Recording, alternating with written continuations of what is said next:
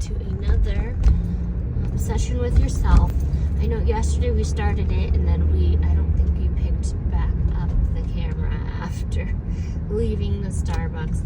When someone is insulting you, you have to remember that's a reflection of themselves. People can't give back what they don't already have. They can't give out what they don't already have. So if someone doesn't have love for themselves, they can't give out love. If someone loves themselves, they can love other people. If someone hates themselves, they will give out hate to other people.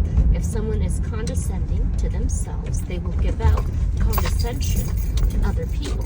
So when you pour into that person, by the law of attraction, when you pour into that person love,